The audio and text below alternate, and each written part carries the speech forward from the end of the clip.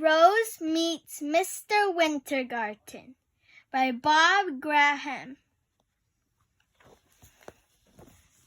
The morning the Summers family moved into their new house, they felt at home. Faith and Rose put up their pictures. Baby Blossom watched. Mr. and Mrs. Summers planted pansies, petunias, daisies, and geraniums. Their garden was a carpet of flowers, all before the sun went down. Every morning, from the roof of their house, the Summers watched the sun come up. The sun never touched the house next door. Next door, everything bristled.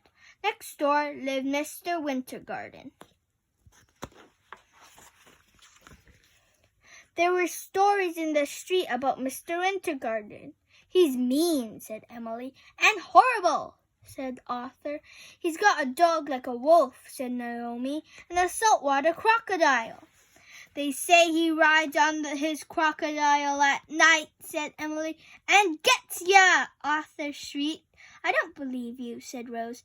"Anyway, don't frighten Blossom." "My dad lost his football over there when he was a boy," said Emily.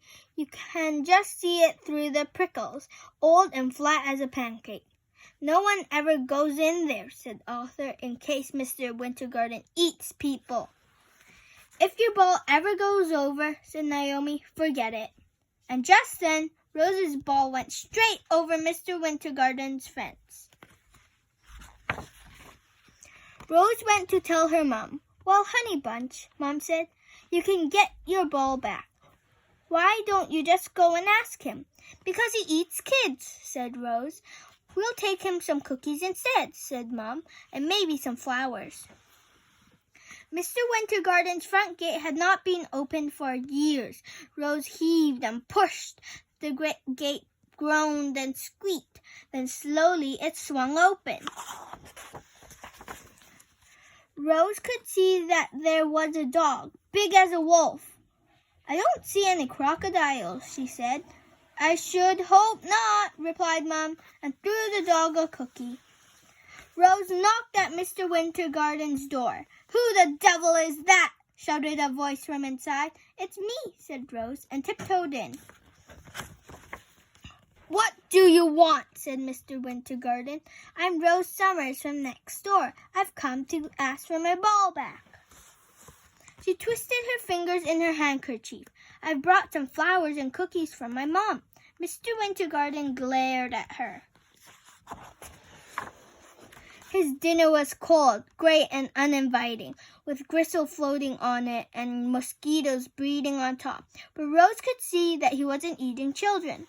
"Please, may I look for my ball?" she asked. "No," growled Mr. Wintergarten. "Go away." But when Rose had gone, Mr. Wintergarten slowly pushed back his chair and did something he hadn't done in years. Mr. Wintergarten opened his curtains.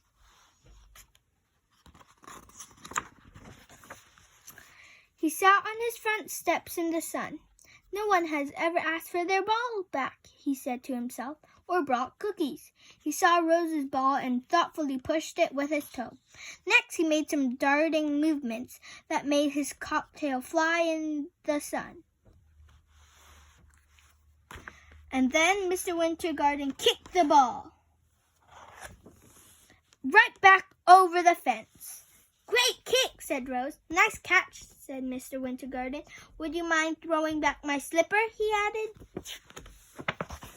"Catch, Mr. Wintergarten," said Rose, throwing back the slipper.